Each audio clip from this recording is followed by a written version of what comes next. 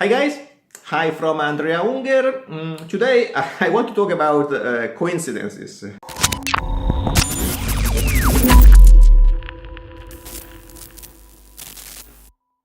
Seems like those stories who some gurus invent, but this is true. Everything is really true. I was presenting a webinar about Forex, and in this webinar I was showing how some common approaches promoted by literature don't make money, how they really don't work, and how testing these ideas shows with the numbers that they don't work. So I ran through a number of tests on some well-known techniques, momentum, RSI, and so on. And I was showing on different FX pairs how the results were actually poor, both in profit, where there was a profit, and substantially in drawdown, because many showed a heavy drawdown, which was obviously not something which could be sustainable by most of the traders. So during this presentation, which took a long time because I wanted to go into the specific details of everything, one of the attendees started claiming things like, "Oh, your tests don't go anywhere. I see large drawdowns. I don't think your tests are effective at all." And he left the webinar. This is fine, but obviously he did not get the message. He did not probably understand that I was showing that to prove what things didn't work, I showed that to put a basis and then to move towards the direction of showing what could be done to find something that could be more effective on the markets. So he left not understanding my message, my fault probably, but also not caring at all about the phenomena which were there, which were shown. I mean, I'm telling you, this doesn't work. Everybody says it works. It doesn't, because the numbers show it does not. Second thing, this very same day, I received an email from a friend of mine, trader, Kurt Sakeda. Ciao, Kurt.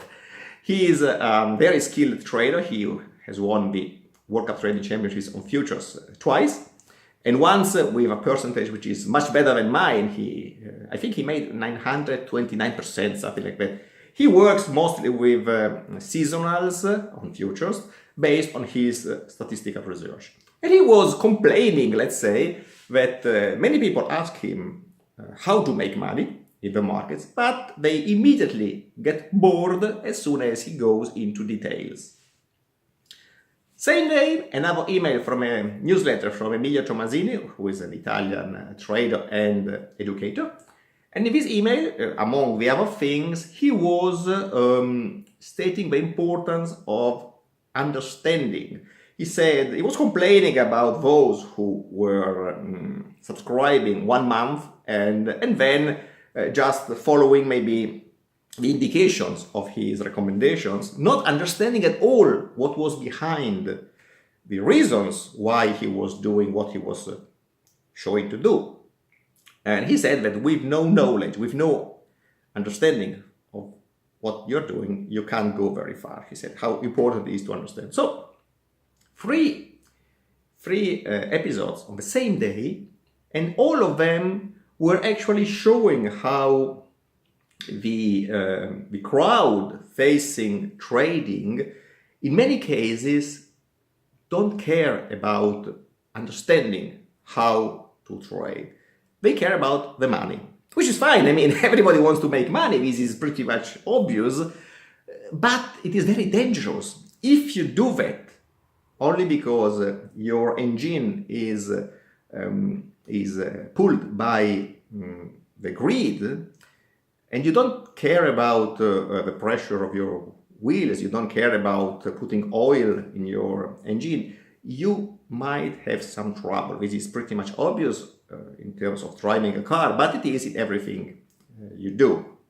And it's important to study, to understand things.